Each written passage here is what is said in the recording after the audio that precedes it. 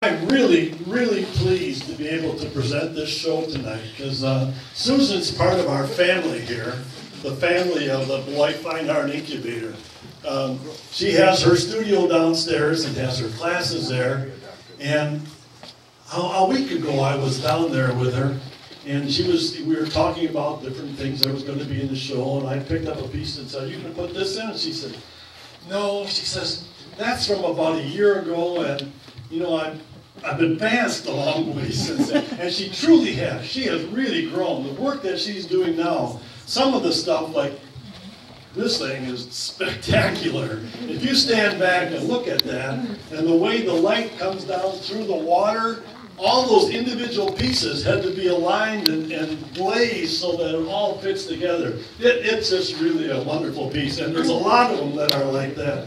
So without further ado, let's talk to Susan a little and answer some questions. Susan, do you want to pick a few pieces and so forth? Okay. All right. First of all, before I get started, I just want to thank, first off, God, and who's the Father of our Lord Jesus Christ. Just that lets me do what I do because He takes care of me so wonderfully. And for my wonderful husband, Glenn, I couldn't do it without him.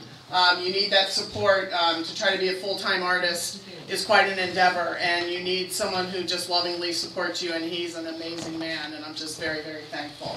And I'd like to thank you also for all of my friends and family who've been praying for me and helping me. It's just so wonderful. And Ben and Jerry and all the work that they do, and the Beloit Fine Arts Incubator.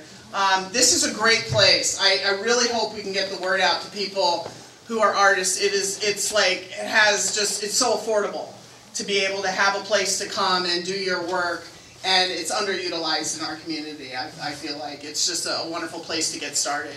And so I really want to thank you guys for that opportunity and the work that you do and the commitment to get it done.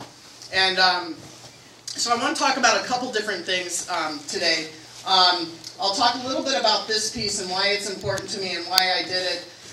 It has the three salmon running during spawning time.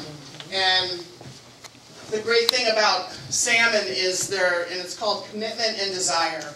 And it takes, when you have something that you want to get done in your life, or you have a belief system that you want to hold strong to, no matter what the world says, no matter what society says, if you're bound and determined to go and believe that and do it, it's like you're going across the grain of society, and you're fighting the current, and you have to have commitment and desire. And that goes with really anything. If you have an endeavor or a goal, or kids, you have a dream, it's not always easy to get, where you want to go. You have to have some gumption to get through the hard times, to get down to where you want to go. And so that takes commitment in your heart and desire. And if you keep commitment and desire in your life, you can do anything you want to do. And so that's why the salmon are a great thing for me to always remember, is that to just keep growing and believe what I believe and stand strong on it no matter what. And so that's why this piece is important to me. And so I hope that you enjoy it. And the other thing I want to talk about is the Da Vinci Club, and it's around the corner for those of you who just came in. The Da Vinci Club is really close to my heart. I worked with the former principal of Cunningham and a committee. We got together, and we wanted a place that kids could develop their creativity. And so there was an old storage room downstairs, and we went down, and it had a little room, and that was going to be the Lego room, and we had great dreams. And we had the commitment and the desire to see it through, and we got some grants. I designed a floor of tile that is just bright and colorful. Beloit got the community involved. Some Beloit college students came in and did a mural. And then we have the kids come in after school for an after-school program, Monday through Thursday. They pick a day to come, or I pick a day for them, and they come, and they have materials just in drawers that they can use, and there's no one telling them what they have to do. They get to explore. And one of the fun things is getting like recyclable materials and giving them some tape and say, make whatever you want to make. And the biggest thing that I want the kids to get out of it is problem solving.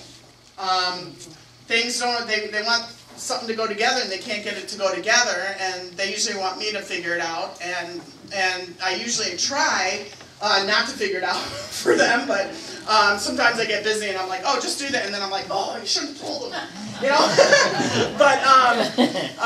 but it's just great for them, and it's great for me, and it's just wonderful. And I have a couple kids here that were in the Da Vinci Club. Is Zoe, and Zoe has 2 pieces of work over here, and Eric, comes to the Da Vinci Club, and they're just great and very very wonderful. And so if you get a chance to enjoy some of their work, it's a neat thing. And whenever I teach kids, that's the end result for me. It's not so much that they're going to be a great artist, but can they problem solve? Because art is all problem solving. It's all, what if I do this? Oh, that didn't work. What can I do better to make it work? And it's problem solving. And so, anyway, it's a great time. I thank you guys for coming, and it's just been an amazing time. And I'm just really thankful for all of your guys' support and everything. And I want to thank you. And I know I forgot. Oh, I know too. I need to thank a couple people in particular. One person's not here, but a lot of people helped me along the way. And Carmen and Jay, thank you for all your wisdom and support. And because I had never done any tile work before this, and so I'd always call them up, what do I do? You know? And they're always there. They were always very supportive.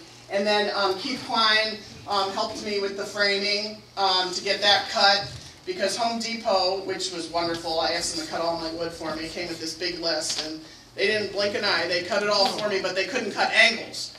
And so I sought out my friend Keith, and he wonderfully did it for me, and so I was very thankful for that.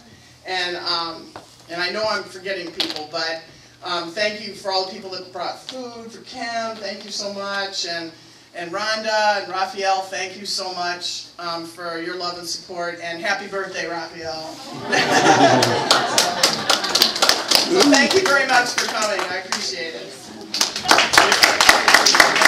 So, what's the deal with the little pigs back there? Oh, yeah. Well, I found a little pig cookie cutter, and it was just like so adorable. And so then I started doing it one day, and I was doing something, I'm like, and I was like going around my studio, and then I started putting something together, and then they were all kind of autobiographical too. Algebra 2, I was lost in Algebra 2. And so I'm just like, yeah, Algebra 2 pig needs a lot of help. And then the philosophy pig thinks way too hard was, my husband was taking a philosophy class when I was pregnant. And then he would come home and I'd say, oh, what did you guys talk about? Oh, we had a really great discussion on whether colors really exist. And you're like, that's the stupidest thing ever. Of course they exist, you know. And then the other one is my son loves bacon, and his girlfriend wants to get a little micro pig. And so he always teases her, and he's like, bacon. So anyway, they're just kind of fun, and it's kind of a thing where, too, you can come up with your own pigisms. And, you know, maybe I'll make one of those, you know, if you come up with a really good one, I'll maybe make one of those. But that was just kind of a fun, humorous relief for the evening, is my little pigs. A question that comes up quite often is, what about all these fish? What's the deal with all of these fish? And I can tell one thing about this is that you started making a bunch of fish, and you took them up north. And you sold everything you had, and you were starting to get ready for the show, and you had to stop selling some of your stuff because you were selling your fish as fast as you can make them. But you really had a niche, and you've got all the different types, and it's really cool. Yeah, I started making them and doing them at farmers markets, and people were really like, oh gosh, I haven't seen that before. And I mean, other people do it, but they hadn't seen it before, and they liked it, and so they would buy it, and I'm like, I'll make some more of those. And but actually, I do come from a fishing background, a family, so you know, we love fish and we love fishing, and so I do love fish too. But they also, you know, everyone loves fish, so who won't love fish? Well, thanks, Susan. Listen, we're really pleased to have this show tonight, and it's a beautiful show, and you can take a lot of pride in it, and you can be awfully pleased with all the friends that showed up here for tonight from her church and from all around. It was really a very nice turnout for her, and I thank you as well. And on behalf of the family of the Fine Art Incubator, congratulations. Oh, well, this is a beautiful show. Thank you. Well, enjoy yourselves. There's still more food, more wine, and if you've got any questions, Susan's going to be around. Feel free. Yep. Lots of good things to eat here tonight, and everything is free, so help yourself.